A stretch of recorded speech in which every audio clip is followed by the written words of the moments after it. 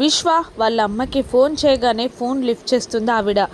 ఏంటమ్మా ఎన్నిసార్లు ఫోన్ చేసినా లిఫ్ట్ చెయ్యవు, మార్నింగ్ నుండి ఎన్నిసార్లు ఫోన్ చేశానో తెలుసా అని విశ్వ కోపంగా అంటూ ఉండగా, అది నేను ఫోన్ ఇంట్లోనే మర్చిపోయానురా, రోజంతా హాస్పిటల్లోనే ఉన్నాం అని ఆవిడ చెప్పగానే, హాస్పిటలా ఎందుకమ్మా అని కంగారుగా అడుగుతాడు విశ్వ. మీ నాన్నకి హార్ట్ అటాక్ వచ్చింది నాన్న అని చెప్పగానే, హార్ట్ అటాకా అని షాక్ అవుతాడు విశ్వ.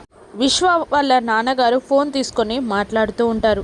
ఏ టైంలో ఎప్పుడు ఎలా జరిగింది నాన్న అని విశ్వ ఆ పెద్ద ఆయన్ని అడుగుతూ ఉండగా, అది మంచిర్యాల వెళ్తున్నాన్రా పని మీద, అప్పుడే హార్ట్ అటాక్ వచ్చింది అని విశ్వ వాళ్ళ నాన్నగారు విశ్వకి చెప్తూ ఉంటారు. ఇక వాళ్ళ అమ్మ ఫోన్ తీసుకొని, బాను టైంకి మీ నాన్నగారిని చూసి కాపాడి హాస్పిటల్కి తీసుకెళ్ళింది కాబట్టి సరిపోయిందిరా, లేదంటే ప్రమాదం జరిగిపోయేది అని ఆవిడ చెప్తుండగా, అవునా ఒక్కసారి ఆ భానుకి ఫోన్ ఇవ్వండి అని అడుగుతూ ఉంటాడు విశ్వ. అప్పటికే టెన్షన్ పడుతున్న జాను ఆ పెద్ద ఆవిడ విశ్వ వాళ్ళ అమ్మ, భాను ఒకసారి మా అబ్బాయి మాట్లాడతాడంటమ్మా అని పిలవగానే, వస్తున్నా ఆంటీ అని వస్తుంది. అప్పుడు ఆవిడ ఫోన్ అందివ్వగా ఫోన్ పట్టుకుంటుంది జాను.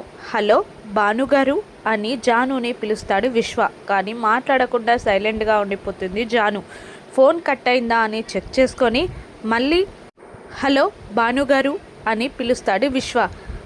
చెప్పండి సారు అని పల్లెటూరు భాషలో మాట్లాడతాడు జాను విశ్వతో. కానీ విశ్వ జాను గొంతుని గుర్తుపట్టేసి షాకింగ్గా వింటూ ఉంటాడు. విశ్వ సైలెంట్ అయ్యేసరికి జానులో టెన్షన్ ఎక్కువైపోతుంది. జాను గొంతు గుర్తుపట్టి జాను అని విశ్వ పిలుస్తాడా? జాను తనింట్లోనే భానులాగా ఉంటుందని విశ్వ పసిగడతాడా? రాను ఎపిసోడ్స్లో చూద్దాం. Thank you for watching.